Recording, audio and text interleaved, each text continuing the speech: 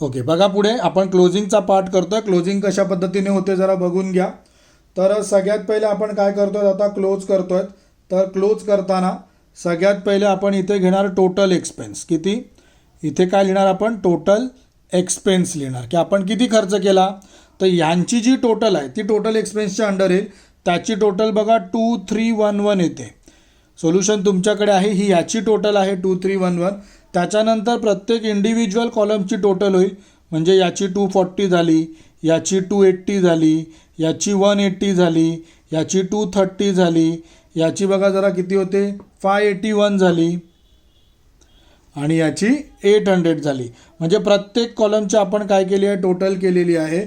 आणि त्याच्यानंतर 31. आता हा जुलैचा महिना आहे, मग जुलैची लास्ट डेट 31 असते, म्हणून 31 इथे घेतलं बाय बॅलेन्स कॅरीड डाऊन.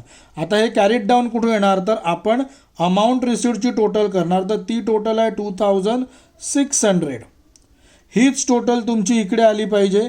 तर इकडे येणार तुमची 2600 आणि मग इकडे बॅलेन्सिंग फिगर क्रिएट होतो. म्हणजे इकडूनची टोटल दोन्ही साईडला आली आणि मग इकडे बॅलेन्सिंग फिगर क्रिएट झाला. 2600मधून आपण 2311ला मायनस केलं, आपलं आन्सर आलं 289. हे 289 आपलं बॅलेन्सिंग फिगर आलं. त्याच्यानंतर आपण ऑगस्ट नंतर आता कुठला महिना चालू होईल, तर जुलैचा महिना चालू होईल. तर इथे आले, सॉरी, जुलैनंतर आता महिना चालू होईल ऑगस्टचा. तर 2018 ऑगस्ट फर्स्ट डेट आली. इथे लिहिलं आपण टू बॅलेन्स ब्रॉड डाऊन. लक्षात ठेवायचं, इकडूनचा जो क्लोजिंग आहे तो आपला ओपनिंग असणार आहे, म्हणून इथे आली 289ची अमाऊंट. आणि त्याच्यानंतर कॅशियरकडून कॅश रिसिव्ड होणार, म्हणून इथे येणार टू कॅश अकाउंट. पण तुम्हाला स्टुडंट मी अगोदर एक रूल सांगितलेला, आपण कुठली मेथड फॉलो करतोय, इम्प्रेस्ड मेथड फॉलो करतोय. आणि इम्प्रेस्ड मेथडमध्ये कसं काय असते, तर मी तुम्हाला सांगितलेलं ओपनिंग बॅलन्स आणि कॅशियरकडून मिळणारी कॅश यांची जी टोटल येते तीच टोटल तुमची एंडिंगला पण आली पाहिजे. मग यांची टोटल 2500 आहे, इथे 289 आला आहे. तर इथे ऑटोमॅटिक बॅलेन्सिंग फिगर कसा येणार, 2500मधून तुम्ही काय करणार, 2500मधून तुम्ही 289ला हा जो तुमचा बॅलन्स आला ना याला मायनस करणार आणि 2211 हा तुमचा बॅलन्सिंग फिगर तयार होईल.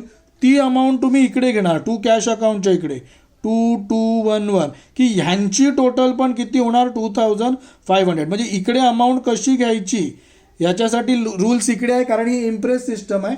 तर टू कॅश अकाउंट घेऊन कॅशियरकडून आपल्याला 2211 एवढी अमाऊंट काय करायला लागणार आहे, रिकवर करायला लागणार आहे, मागायला लागणार आहे. तर बेसिकली सगळं सम मी तुमच्यासमोर सॉल्व केलेलं आहे. बघून घ्या, काय डाऊट असेल तर मला मॅसेज करा, मी तुम्हाला मॅसेजवर त्याचा डाऊट क्लिअर करेल. ओके, चलो, थँक्यू, बाय बाय.